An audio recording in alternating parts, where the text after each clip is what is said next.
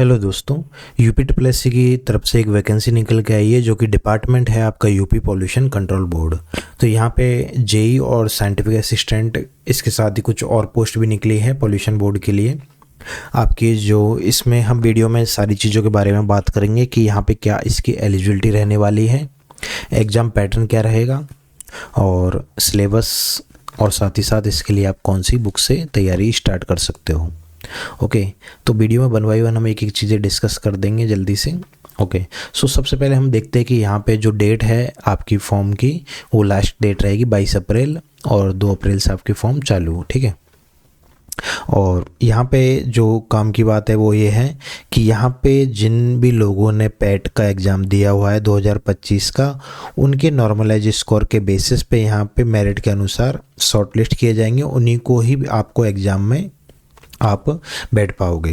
तो ये चीज़ें आपको ऑलरेडी पता होगी। ठीक है, टोटल यहाँ पे 115 पद है। अब हम देखेंगे हमारे काम के कितने हैं आगे। ओके, सो ये तो एक बेसिक क्राइटेरिया रह गया। सभी लोग इसके लिए एलिजिबल है जिन्होंने भी पैट दिया है, चाहे वो किसी भी स्टेट से हो। ठीक है, आपको uptplsc.government.in के थ्रू आप फॉर्म को फिल कर सकते हो।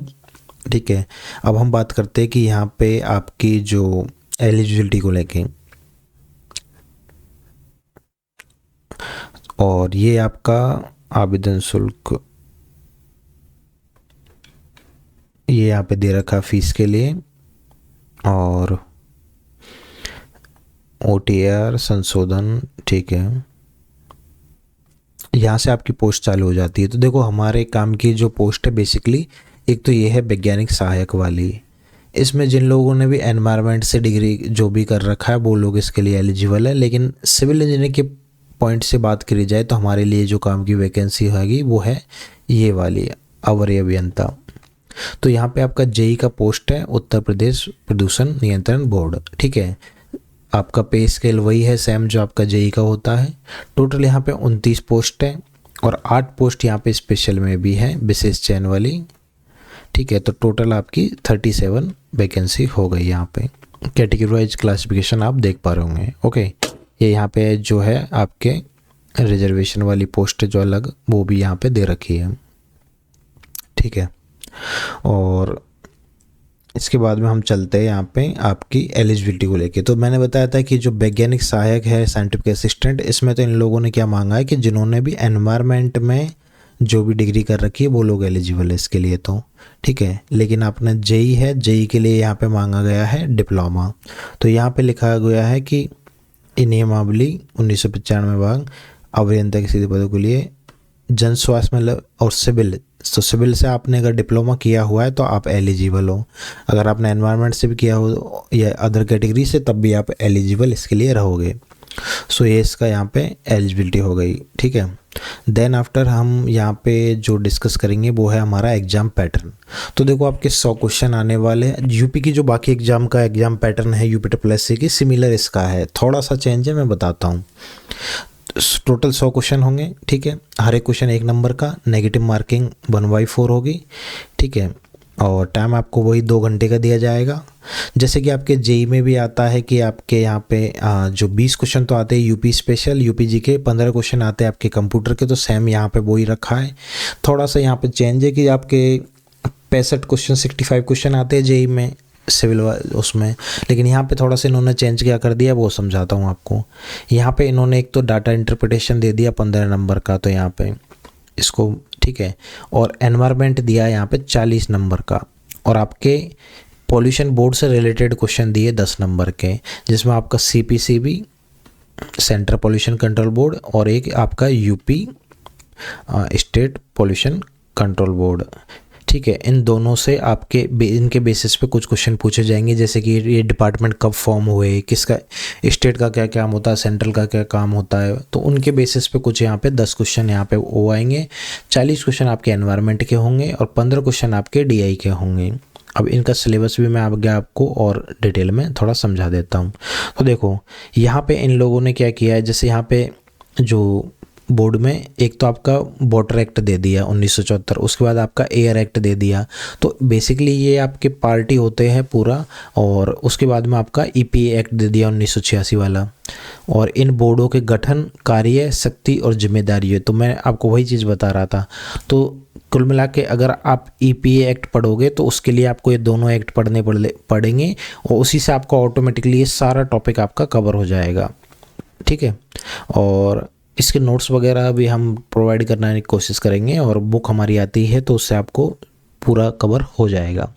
एनवायरनमेंट से संबंधित क्या क्या टॉपिक है यहाँ पे, एक तो आपका इकोलॉजी एंड इकोसिस्टम, ठीक है, फॉरेस्ट एंड रिजर्वेशन वगैरह, बायोडाइवर्सिटी, पॉल्यूशन।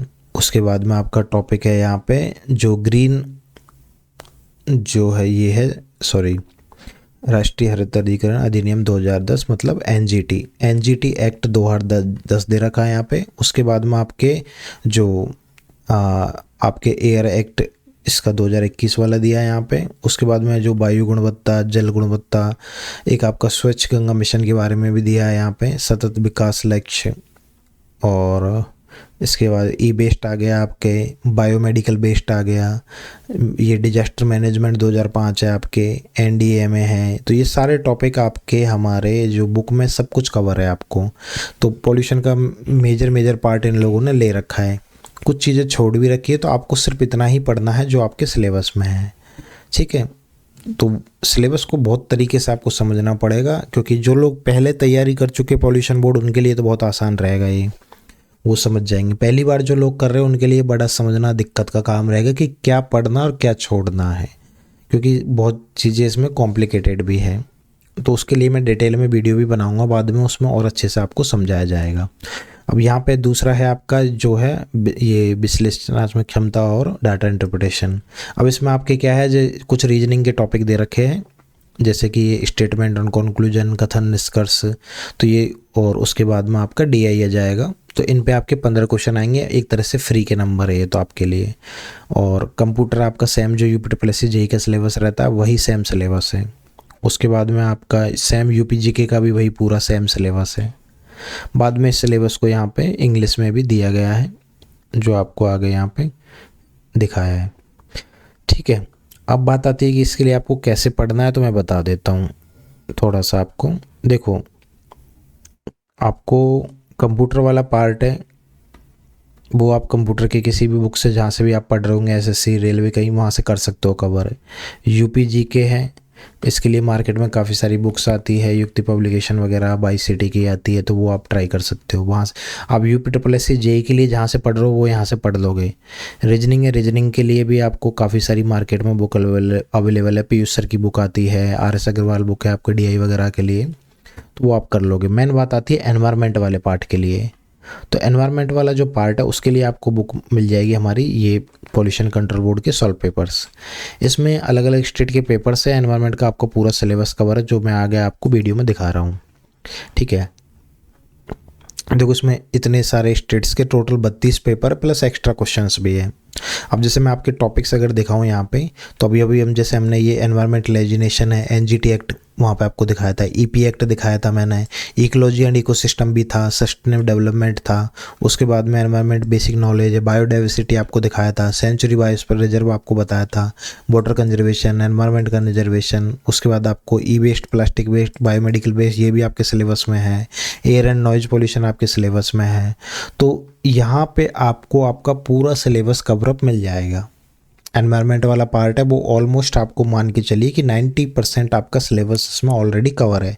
10% कुछ टॉपिक्स ऐसे हैं जो आपको ढूंढ के थोड़ा सा पढ़ने पड़ेंगे, क्योंकि एक जगह पे कभी भी कुछ नहीं मिलेगा आपको पूरा, बट वो भी आपको हम कोशिश करेंगे कि टेलीग्राम पे आपको सर प्रोवाइड करवा दें। तो यहाँ पे देखो आपको बुक का फॉर्मेट जो रखा गया है, ये क्वेश्चन है, क्वेश्चन के नीचे ही इसका डिटेल में सॉल्यूशन है। ठीक है, इसी जैसे वाटर एक्ट का क्वेश्चन है और उसी के नीचे इसका सॉल्यूशन, उससे रिलेटेड भी सारे एक्ट कब कब आए, तो आपको एकदम डिटेल में सॉल्यूशन दिया गया है। अगर आप इस बुक की थ्योरी पढ़ लोगे सॉल्यूशन का, तो आपके बाकी सारे क्वेश्चन भी कवर अप हो जाएंगे। ठीक है, सो फिलहाल की वीडियो में इतना ही। आपके जो भी इसके रिगार्डिंग क्वेरी रहे आप कमेंट में पूछ सकते हो। Thank you.